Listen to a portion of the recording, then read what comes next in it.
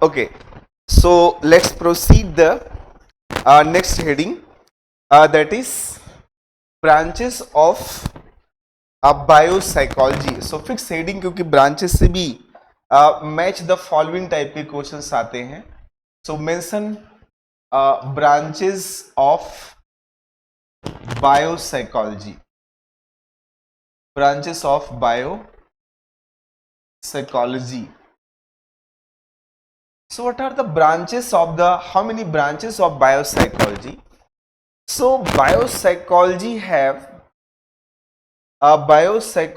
have several branches, और इन सारी branches के बहुत सारे नेम से तो आपका प्रिडिक्शंस बन जाएगा, बट बहुत ऐसी ब्रांचेस हैं जिसके नेम से आप बिल्कुल प्रिडिक्ट नहीं कर पाओगे कि किस ब्रांच का पार्ट है. Like one of them is neuro anatomy. Get पता चल गया आपको? तो आप लिखो, first is neuro anatomy. Neuro anatomy. So neuro anatomy means एक एक लाइन इसके आगे लिखते जाना, right? Neuro anatomy means study about the structure of neuron system. तो मीन्स न्यूरॉन सिस्टम की जब आप स्ट्रक्चर की स्टडी करते हैं, so that structure of neuron system या नर्वस सिस्टम, तो नर्वस सिस्टम के बारे में जब आप स्टडी करते हैं, so that is what? That is about neuro anatomy. So this is our first branch of the psychology, biopsychology.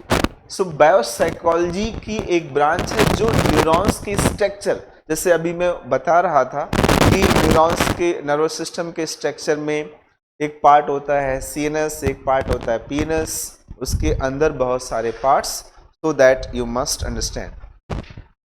Other is a neurochemistry. Second branch is there, so that is neurochemistry. तो neurochemistry is there, right? तो आप एक दूसरी branch का नाम लिख लो, neurochemistry. So what study about the neurochemistry? Neurochemistry study about the chemical aspect of neural activities. यहां लिख देना, chemical aspects of neural activities. तो मीन्स जब हम इसके बारे में पढ़ते हैं, so that is called what? Neurochemistry. So neurochemistry is a third important segment of the biopsychology. Getting? Then neuropathology. Here is neuropathology. Pathology. So neuropathology is all about what? The study about the disorders of the nervous system. So means when we study about nervous system disorders, means nervous system में बहुत सारे disorders होते हैं, उसके बारे में जब हम स्टडी करते हैं, सो दैट इज कॉल्ड. इसमें प्रिडिक्ट कर ले जाओ, क्योंकि केमिस्ट्री से आपको पता चल रहा होगा, लेकिन अभी जो और नाम मैं बोलने वाला वहां पर आप बिल्कुल प्रिडिक्शंस नहीं कर पाओगे. और एग्जाम्स में वो रजनीकांत वाली फिल्म का डायलॉग ने हिला डाला, याद है ना आपको? बॉस, कौन सी मूवी है? शिवाजी बॉस की. तो ऐसे ही आपको भी हिला डालता है वो एग्जाम के टाइम में. खैर, अब जैसे न्यूरो पैथोलॉजी मीन्स हो गया न्यूरोलॉजी से रिलेटेड बहुत सारे डिसऑर्डर्स. देन इसमें है न्यूरोफार्माकोलॉजी, राइट? तो neuropharmacology, neuropharmacology, pharmacology. Neuropharmacology means drug effects on neural activities की जब हम लोग पढ़ते हैं, मीन्स बहुत सारे ड्रग्स आजकल लोग कंज्यूम करते हैं. आई होप आपको मालूम होगा, कुछ तो पता ही होगा. जैसे drug drugs activities on nervous systems, या न्यूरॉन्स को नाम दे देते हैं न्यूरॉन्स। तो न्यूरॉन्स के अंदर बहुत सारे जो ड्रग एक्टिविटीज होती हैं उनके ऊपर एग्जाम्पल के तौर पे, जैसे अभी मैंने लिया कि बोला डोपामिन। आजकल डोपामिन कहाँ से आपको मिल सकता है, बता सकते हो हम? तो dopamine basically you can gets by the easily. एक तो बॉडी के अंदर अगर इंटॉक्सिक चीजें हैं तो ऑटोमेटिक प्रोड्यूस करेगा, राइट? जैसे हमारे सोसाइटी में लहसुन और प्याज खाने के लिए मना किया जाता है, तो वो जानबूझ के किया जाता है क्योंकि वो नेगेटिव न्यूरोट्रांसमीटर्स बॉडी में ज़्यादा प्रोड्यूस करेगा। और इसी तरह से हमें कहा जाता है कि आप ज़्यादातर टोमेटो खाओ। सैलेड क्यों खाने के लिए कहा जाता है? बिकॉज टोमेटो में अमीनो एसिड पाया जाता है और it is good for serotonin. इसलिए जिसका मूड स्विंग बहुत तेज होता है, ऐसे लोगों को बहुत ज़्यादा एक चीज़ कंज्यूम करना चाहिए, जानते हो क्या? Tomato and pineapple. सबसे ज़्यादा पाइनएप्पल के अंदर पाया जाता है हमारा। तो मीन्स आपको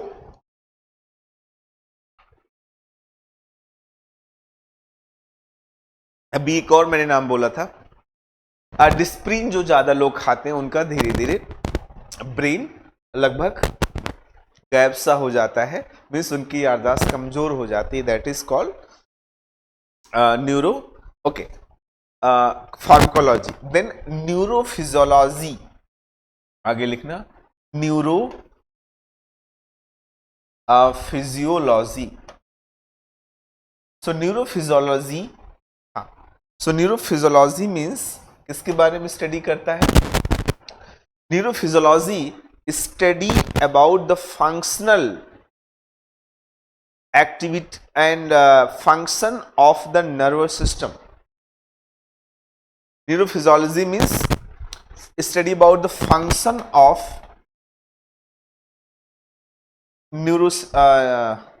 नर्वस सिस्टम। लिखो सीधा नर्वस सिस्टम। तो जब नर्वस सिस्टम के फंक्शंस के बारे में स्टडी करते हैं तो that is what neurophysiology. Getting it और not? After understanding of the neurophysiology, then other branches like physiological psychology, right? तो other branch is what? Physio, लगेगा एक ही जैसा लेकिन ये बहुत कंफ्यूज करता है बच्चों को। That is a physiological psychology. So physiological psychology लिखो, इसको भी बना लो फिजियोलॉजिकल साइकोलॉजी। सो हाँ, physiological psychology study about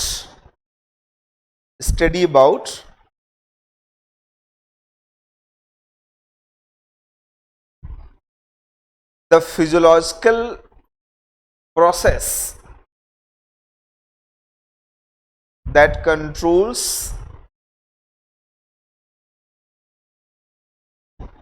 our behavioral process। तो मीन्स वो फिजियोलॉजिकल प्रोसेस, फिजियोलॉजिकल साइकोलॉजी में क्या करते हैं?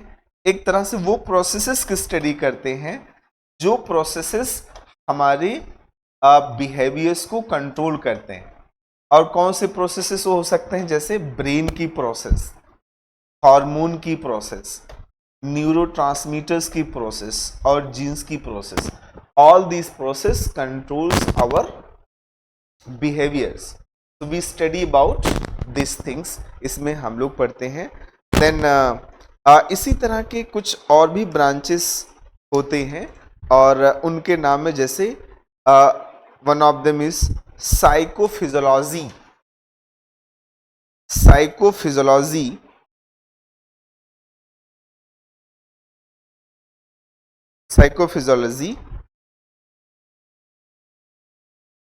right? Psychophysiology means how our psychological process,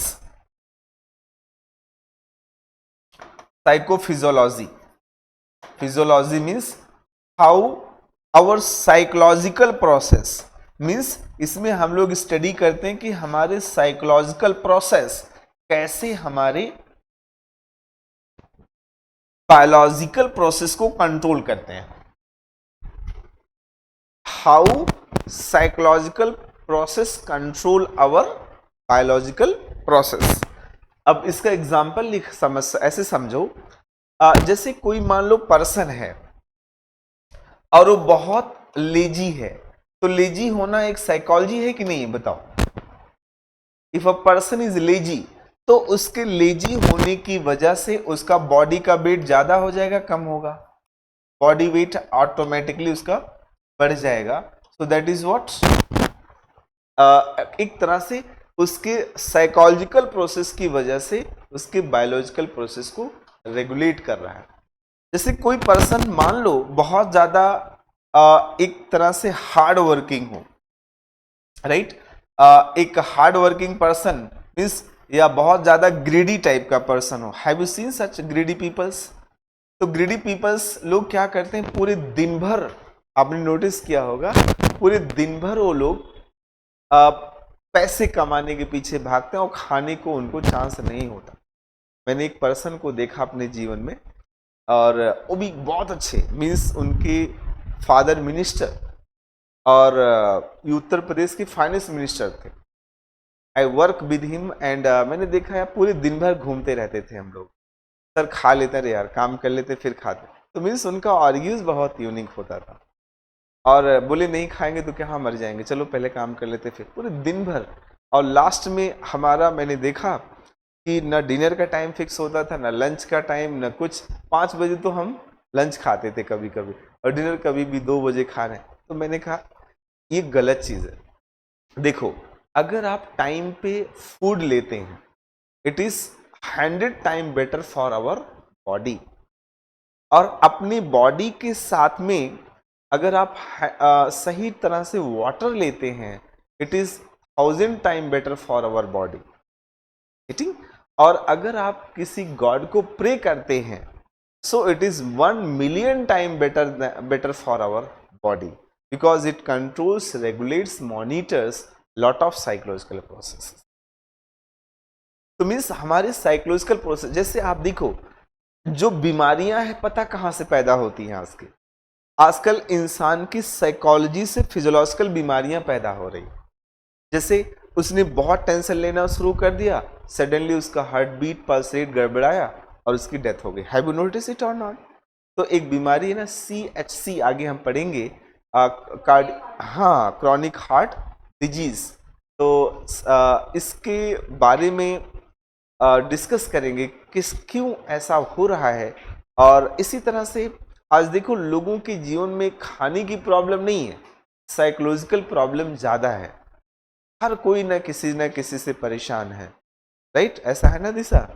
कोई अपनी दादी से परेशान है, कोई अपने बॉस से परेशान है, तो कोई अपने घर से परेशान है, कोई अपने प्रोफेशन से परेशान है. तो everyone is suffering right now, है ना? ऐसा हो रहा है कि नहीं? तो मीन्स इसी को हम लोग बोलते हैं, ऐसे और होता है बेटे, cognitive neuropsychology, right. Cognitive neuropsychology एक इसी की और ब्रांचेस आप बना लेते हैं हम लोग. Cognitive neuropsychology, cognitive neuropsychology, cognitive neuropsychology. Almost अभी जो हम लोग पढ़ रहे थे, तो इसमें क्या लिखेंगे ऐसे समझना. Cognitive neuropsychology study the cognitive higher mental या higher cognitive process and its biological basis. Means यहां पर क्या समझना है, हायर मेंटल प्रोसेस. आप बता सकते हो हायर मेंटल प्रोसेस कौन कौन सी होती हैं? Like perception is a higher mental process, and thinking and learning, motivations, emotions, all these are higher mental process. So these processes are controlled and developed and studied by the psychologists. आगे ऐसे एक और है comparative psychology. Comparative psychology. What is comparative psychology? क्या होता है बता सकते हैं? Comparative psychology means comparison of human with animal. Means जब ह्यूमन को एनिमल के साथ में कंपेयर करते हो, so that is called comparative psychology. अब इसकी स्टडी किसने करी? Example Pavlov. नाम सुना आपने? So Pavlov has done experiment on dog. तो डॉग की स्टडी वो किस पे अप्लाई करता है? ह्यूमन के ऊपर. Skinner has done study on the rat. तो rat study used for the understanding of human behaviour. Other name was Kohler. Kohler has done study on Sultan. It's the name of chimpanzee. So एक chimpanzee का name था और उसी के ऊपर उन्होंने study किया. सो that is called comparative psychology. आजकल लोग अपनी यहाँ पर पेट पालना शुरू कर बहुत तेजी से कर रहे हैं. मतलब जितना मिडिल क्लास की पॉपुलेशन बढ़ेगी उतना वाइल्ड एनिमल को पेट एनिमल बनाने की तरफ मूव कर जाएंगे. राइट. और लोग बड़े शौक बस रखते हैं, उस डॉग को घुमाने लेके जाते हैं, उतनी बहुत परवरिश करते हैं. It is good, but initially I want to say कि आप कोई बाहर की नई ब्रीड मत लाइए. आपके आजू बाजू में जो स्ट्रीट डॉग हैं, पेटा कहता है. पेटा नाम सुना आपने कभी? पेटा का फुल फॉर्म क्या है? नहीं पता. पेटा ने बेसिकली बोला कि एनिमल को आप आजू बाजू में जो भी स्ट्रीट एनिमल्स है, डॉग जैसे स्ट्रीट डॉग, उन्हीं को अडॉप्ट करो और उन्हीं को अडॉप्ट करके बेसिकली उन्हीं को नर्चरेंस और न्यूट्रिशंस प्रोवाइड करो, so that it will be better. PETA का फुल फॉर्म है people for ethical treatment of animal. So PETA का हेडक्वार्टर जानते कहां पर है? Virginia. Its headquarter is Virginia और इट वाज एस्टैब्लिश्ड इन 1980. और इससे कई एक्टर और एक्ट्रेस भी जुड़े हुए हैं. One of them is Sonakshi Sinha. Right. तो सोनाक्षी सिन्हा भी कहती है कि हमें ऐसी चीजों को बढ़ावा देना चाहिए. सो this is basically branches of the biopsychology. Biopsychology की मेन ब्रांचेस आपके सामने मैंने लिख दिया. आई विश आपको एक बार सारा रिमेंबर कर लेना चाहिए, रिकॉल कर लेना चाहिए. देन हम लोग मूव करते हैं नेक्स्ट टॉपिक के ऊपर. Getting? Can be proceeds? Right. अब एक बड़ी खूबसूरत टॉपिक के ऊपर छेड़ने जा रहा हूं और अपना मोटिवेशन लेवल बहुत अच्छा रखना, तभी मजा आएगा. अदरवाइज थक गए अदरवाइज थकना मना है. राइट. मोटिवेशन लेवल अच्छा रखेंगे so it will be better and effective. Topic बहुत खूबसूरत है. टॉपिक क्या नाम है स्वाति? टॉपिक का नाम नर्व सेल. हम क्या पढ़ने चले हैं? Nerve cell. हाँ. So we will see basically study about the nerve cell. So we will study about the nerve cell. या एक टास्क करता हूं मैं, इसके लिए दूसरे बोर्ड ले लेता हूं, है ना? ऐसा रहेगा सही या इसी पे सही लग रहा है? सही लग रहा है. एक्चुअल में मुझे जरूरत पड़ेगी क्योंकि इसमें कलरफुल चीजें मुझे बनानी है. नीला पीला काला सब लाएंगे ना, तो इसलिए इसमें लाऊंगा मैं ब्लैक की जगह व्हाइट. तो next slide will be white. चलो, तो हेडिंग बनाओ सेल. और सेल मैं इसलिए पढ़ा रहा हूं और इसी में हम लोग सीधा सीधा मुद्दे पे आ जाएंगे नर्व सेल से. और so first of all what I suggest you should go and start from basically cell से मूव करते हैं. चलिए, तो प्रोसीड कर लेते हैं सेल. हेडिंग बना लो cell, here is cell. Cell में राइट देखो जो ह्यूमन बॉडी है, human body have more than 250 plus type of cell. इंसान के पास 250 से भी ज्यादा टाइप के सेल पाए जाते हैं, राइट। एंड बट जो साइकोलॉजी में हम लोग बेसिकली दो सेल को समझते हैं। In psychology we study two cell, first about nerve cell, right, we study about the nerve cell, and second हम लोग पढ़ते हैं दूसरे सेल का नाम reproductive cell. So we study about the two cells. First is nerve cells, second is reproductive cell. Reproductive cell के बारे में पढ़ते हैं।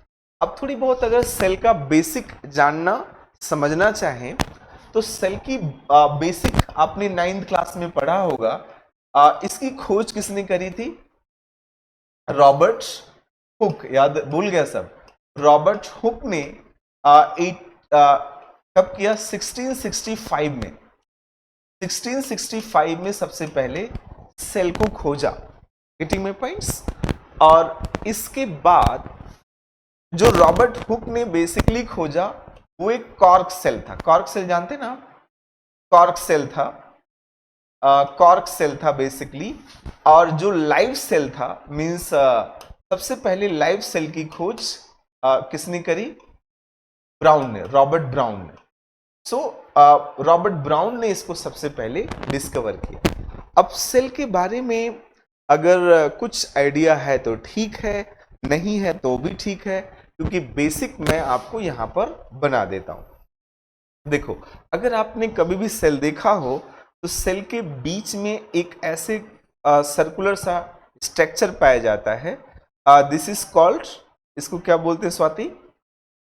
हाँ नहीं, इसको बोलते हैं nucleus. This is called nucleus. और जो बाहर ये स्ट्रक्चर है इसको क्या बोलते हैं? Cell membrane. This is called cell membrane. और इसके बीच में आपने देखा होगा इसके अंदर कुछ लिक्विड लिक्विड सा भरा होता है। हैव यू नोटिस इट और नॉट? इसके अंदर कुछ लिक्विड भरा होता है। This is called cytoplasm. तो cytoplasm means every cell have at least cell membrane, nucleus and cytoplasm. Cytoplasm इसके अंदर जरूर पाया जाएगा। What about the nerve cells? अब जो ये नर्व सेल्स की बात करते हैं तो नर्व सेल्स में अच्छा देखो थोड़ा सा यहाँ और देख लो। जैसे ये हमारा सेल है, खासतौर से न्यूक्लियस, इसी न्यूक्लियस से जो जुड़ा है, न्यूक्लियस क्योंकि एक बॉल जैसा दिखाई पड़ रहा है। इज इट ओके और नॉट?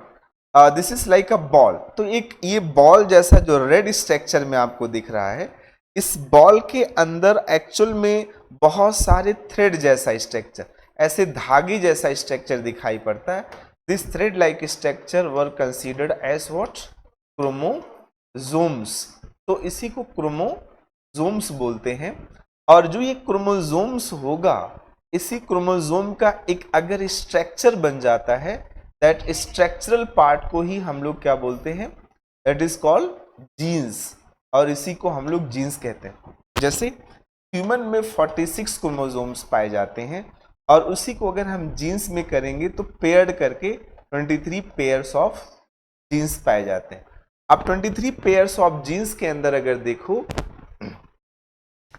सो इनिशियली ऐसे कुछ आपको दिखाई पड़ेगा। 22 पेयर, 22 प्लस XX। अगर XX है तो इसका मतलब वो क्या है? फीमेल। पढ़ा होगा बचपन में सारी बातें। अगर 22 प्लस X और Y हो जाए so this is called what is? Male. Getting?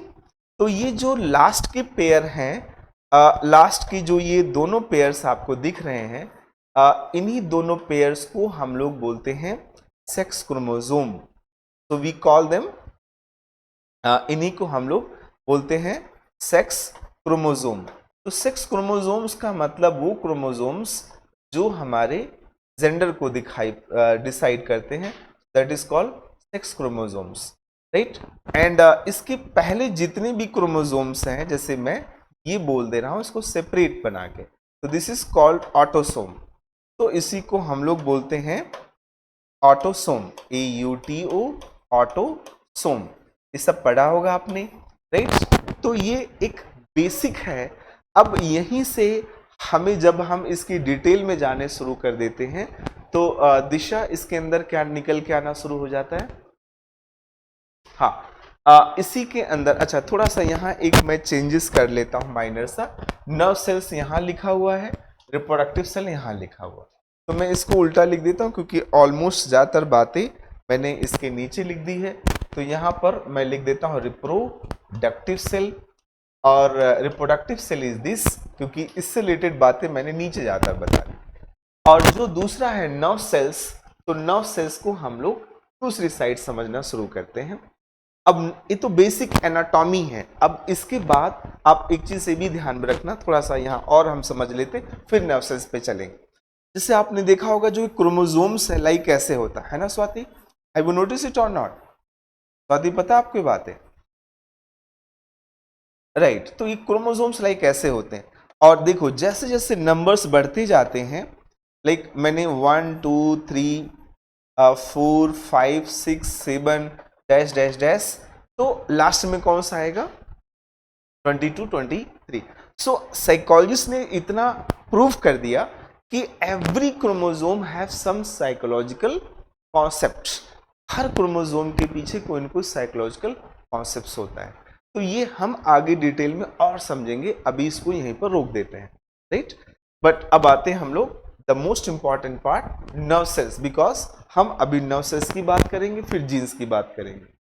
तो हम जब रिप्रोडक्टिव सेल्स पढ़ते हैं, यहाँ लिख भी सकते हो आप कि while we deals about reproductive cells, तो यहीं से हम लोग पूरे के पूरे जेनेटिक्स के कॉन्सेप्ट समझना शुरू करेंगे। But while we study about the nerve cells, अब नर्व सेल्स अगर आपको याद होगा, बनाया होगा तो ठीक है, नहीं बनाया होगा तो भी ठीक है। खैर मैं तो बना करके दिखाऊंगा इसको।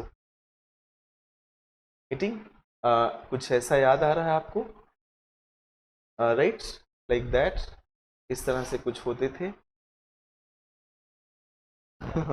हाँ यस, कुछ ऐसा है, करेक्ट दिशा। हाँ, तो दिस इज बेसिकली, हाँ तो एक ये नर्व सेल्स है और लाइक दिस, और इसके ऊपर कवर पाई जाती है। थोड़ी कवर का कलर कहो तो सेम बना देता हूँ या डिफरेंट डिफरेंट बनाता हूँ। इसके ऊपर एक कवर सी होती है लाइक दिस, और एक कवर्स इस तरह से। इसकी स्ट्रक्चर बनाना बहुत ज़रूरी है और बहुत अच्छे से आप सीख लो इसके स्ट्रक्चर्स, और इसके अंदर इसकी स्ट्रक्चर की समझ आपको बहुत अच्छी होनी चाहिए। ये मेरा आपसे हम्बल रिक्वेस्ट रहेगा, राइट। तो ये है नर्व सेल्स। अब नर्व सेल्स की बारे में कुछ बातें। नर्व सेल्स की खोज जिस पर्सन ने करी उसका नाम था काजल। पूरा नाम है Santiago Ramon y Cajal. So the psychologist name was Cajal, right, Santiago Ramon y Cajal. और सेनेटिगो रोमनी काजल ने सबसे पहले नर्व सेल को खोजा, and it is a largest cell, और ये हमारी बॉडी का सबसे बड़ा सेल होता है। The largest cell is, largest अलग होता है, बिगेस्ट अलग होता है। बिगेस्ट सेल बता सकते हो कौन सा सेल होता है? नहीं, बिगेस्ट सेल,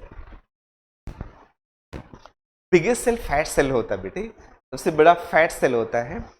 और ऐसे फिर एग सेल होता है, फिर इसी तरह से छोटे होते चले जाते हैं, राइट। हाँ, अब इसके नाम लिख लो। इसको क्या बोलते हैं स्वाति बताओ? डेंड्राइट। हाँ खुल गया नोट लगता है नहीं खुला? अच्छा इतना तो पता है। और इसको बोलो फिर क्या बोलेंगे? सोमा। और इसको क्या बोलते हैं यहां से यहां तक को? एक्सॉन। क्या बोलते हैं इसको, एक्सॉन। तो इसका मीनिंग ये हुआ कि सेल के अंदर 3 मेन पार्ट है, कौन कौन से, first dendrite, second soma, right, and third is axon.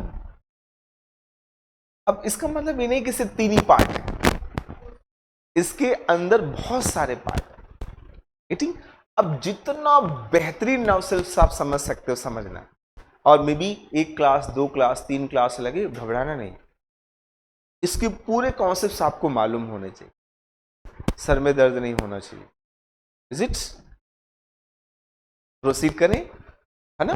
तो देखो, अब जो नर्व सेल्स है, नर्व सेल्स में 3 बड़े पार्ट, लेकिन इसके ये जानते ना आप, इसके बीच में गैप है, we call them myelin sheath, right. Myelin sheath एक कवर है, and there is end brush, ये क्या है, एंड ब्रश इज देयर। अब हो सकता है किसी बुक में और कोई नाम रखा हो, तो there is end brush, myelin sheath, end brush, और इसी तरह से और भी नाम होते हैं, node of Ranvier, right. So myelin sheath अंदर वाली लाइन को है, और जो इसके बीच में गैप है इसको नोड ऑफ रेनवियर्स बोलते हैं, नोड ऑफ रेनवियर्स, रेनवियर्स, तो node of Ranvier. So node of Ranvier, spelling कहीं मिस्टेक हो तो नोट कर लो फिर से, RANVIER, node of Ranvier, right. तो ये हाँ, तो डेंड्राइट, अदर इज डेंड्राइट, है ना। अच्छा, लास्ट के जो रीजन्स हैं, जैसे यहां पर आप देखें तो इसको लिग्मोसाइट, एक्चुअल में नर्व सेल्स आगे हम जब पढ़ेंगे तो ये अलग अलग टाइप के नर्व सेल्स होते हैं, जैसे एक ल्यूकोसाइट होता है, एंड 4 हैं इसमें बेसिकली। तो all these we study about it, हम इन सब के बारे में पढ़ेंगे।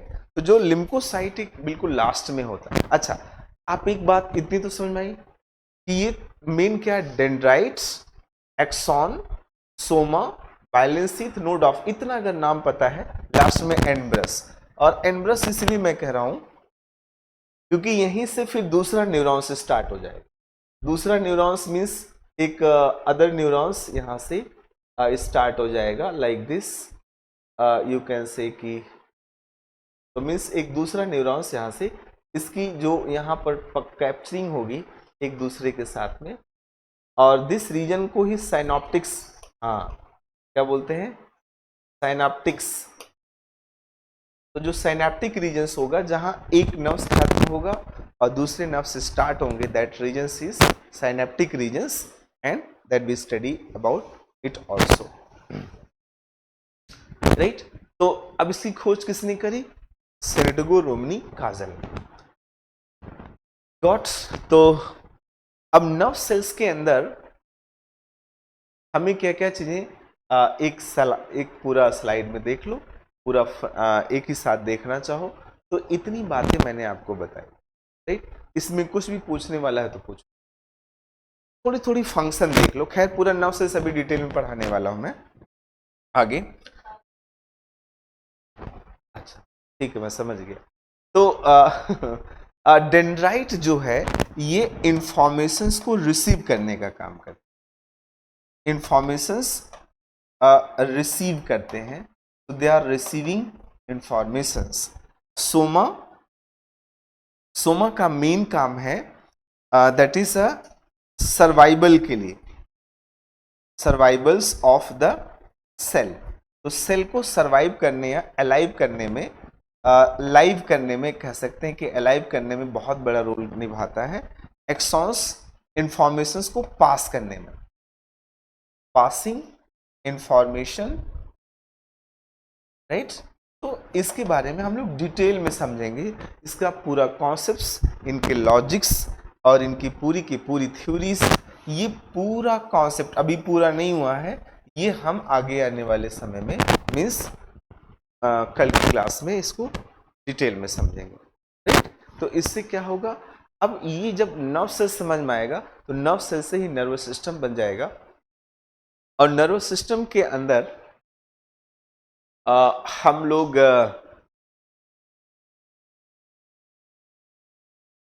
नर्वस सिस्टम के अंदर ही हम लोग बहुत डिटेल में समझेंगे, that is about brain hormone, brain के बारे में, ब्रेन की फंक्शंस के बारे में, and different different types of cells के बारे में, that we study into the next class. Getting it? So इतना ही अभी के लिए रख देते हैं, है ना। Thank you.